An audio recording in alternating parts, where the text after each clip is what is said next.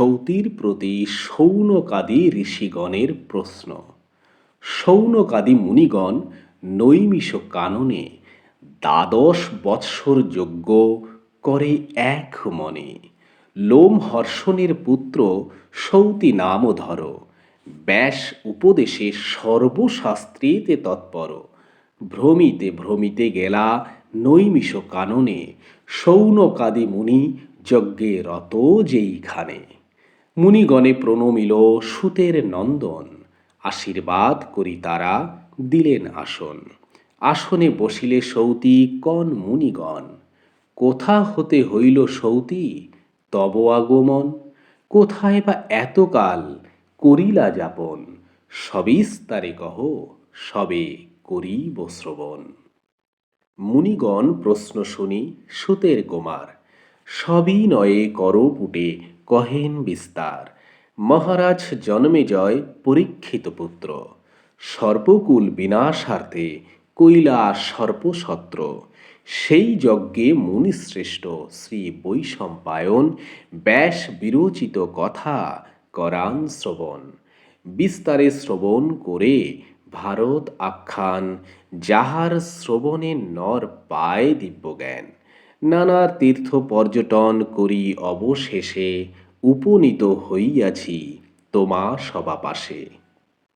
সূর্যাগ্নির সমতেজা তোমা সবা জনে, ব্রহ্মরূপে অবতীর্ণ নৈমিষ কাননে।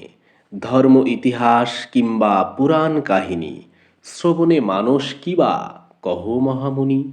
আদেশ করুন আমি করিব কীর্তন, যাহার শ্রবণে সর্বপাপ বিমোচন। সৌতির বচন শুনি কন মহামুনি, তব তাত সুত ছিলা সর্বশাস্ত্র জ্ঞানী। নানা চিত্র বিচিত্র কথন পুরাতন, সুত মুখে বহু শাস্ত্র করেছি শ্রবণ। তার পুত্র তুমি হে, জিজ্ঞাসি সে কারণ, কি জানো কহ তুমি করিব শ্রবণ। ভৃগু বংশ সমুৎপন্ন হইল কি রূপেতে, বিস্তার করিয়া কহ সবার অগ্রেতে। ভৃগু বংশ উপাখ্যান। সৌতি বলে, অবধান কর মুনিগণ, কহিব বিচিত্র কথা ব্যাসের রচন। ব্রহ্মার নন্দন হইল ভৃগু মহামুনি, পুলোমা নামেতে কন্যা তাহার গৃহিণী। গর্ভবতী পুলোমায় রাখি নিজ ঘরে, ভৃগু মহামুনি গেল স্নান করিবারে। হেন কালে আসে তথা দৈত্য একজন, ভৃগু পত্নী হরিবারে করিয়া মনন। কামেতে পীড়িত চিত্ত নাহি অন্য ভয়, কন্যা দিল ফলমূল কিছু নাহি লয়। বলেতে ধরিব বলি বিচারিল মনে, গৃহে প্রবেশিতে দেখে দীপ্ত হোতাসনে। অগ্নিপানে চাহি বলে দানব দুরন্ত, কহ বৈশানর তুমি জানো আদি অন্ত। ইহার জনক পূর্বে বরিলেখ মোরে, বিবাহ না দিয়া মোরে দিলেখ ভৃগুরে। মিথ্যাবাদী ভৃগু নাহি করিল বিচার, বিবাহ করি আনে কন্যা বরণ আমার। মিথ্যা না কহিও তুমি কহ সত্য বাণী, ন্যায়তে এ কন্যা হয় কাহার গৃহিণী। দানবের বাক্য শুনি অগ্নি হইল ভীত, কেমনি কহিব মিথ্যা হইল চিন্তিত। সত্য কইলে কন্যা লয়ে যাইবে দানব, ভাবিয়া তাহার প্রতি বলে জলোদ্ভব। জানি আমি পূর্বে তুমি পুলোমা কন্যায় বরণ করেছ, তাহা কভু মিথ্যা নয়। কিন্তু বিধিমতে তব বিভা না হইল, তাই এ কন্যার পিতা ভৃগুরে অর্পিল। বিধিমন্ত্র পাঠ করি আমার গোচর, বিবাহ করিল কন্যা ভৃগু মুনিবর। তথাপি ন্যায়তে কন্যা তোমার ঘরণী, কহিলাম সত্য কথা যাহা আমি জানি। অগ্নির বচন শুনি দানব দুর্বার, নিমেষে ধরিল এক বরাহ আকার। বলে ধরি কন্যা লয়ে চলিল তখন, ভয়েতে বিকলা কন্যা করয়ে রোদন।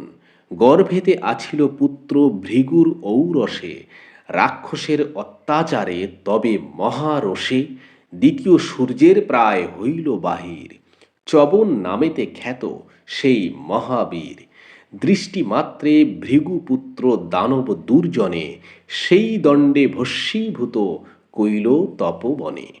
ভৃগুর ঘরণী কোলে করি নিজ সুতে চলিল আশ্রমে তবে কাঁদিতে কাঁদিতে। হেন কালে তথায় আইল পদ্মজনী ক্রন্দন নিবৃত্ত কইল বলি মিষ্ট বাণী। ক্রন্দনে বহিল অশ্রুজল পুলমার তাহাতে জন্মিল নদী আশ্চর্য ব্যাপার। দেখিয়া বিস্ময়চিত্ত হইলেন বিধি নাম তার রাখিলেন বধূসরা নদী। বধূকে রাখিয়া গৃহে গেল প্রজাপতি পুত্র কোলে করিয়া রহয়ে দুঃখমতি। হেনকালে স্নান করি আসে ভৃগু তথা জিজ্ঞাসিল কেন তব চিত্তবিরসতা। স্বামীরে দেখিয়া কন্যা করিয়া রোদন কহিলেন দানবের দুষ্ট আচরণ। তোমার তনয় এই কইল প্রতিকার দানবে মারিয়া মোরে করিল উদ্ধার। এত শুনি পুনঃ ভৃগু হেতু জিজ্ঞাসিল কি কারণে দৈত্য আসি তোমারে ধরিল। কন্যা বলে আচম্বিতে আসি দুষ্টমতি তোমারে না দেখিয়া জিজ্ঞাসে অগ্নিপ্রতি। বৈশানর বাক্যে মোরে হরিল দুর্জন শুনিয়া হইল ভৃগু ক্রোধে অচেতন। আজি হইতে সর্বভক্ষ হও হুতাশন বলিয়া শাপিল তেজে তবে তপোধন। ত্রাসিত অনল শুনি ভৃগুর বচন সকাতরে দ্বিজবরে করে নিবেদন। কোন দোষে ভৃগুমুনি শাপ দিলা মোরে বলিলাম যাহা জানি তাহা দানবেরে। জানিয়া শুনিয়া মিথ্যা বলে যেই জন ইহকালে কোৎসা অন্তে নরকে গমন।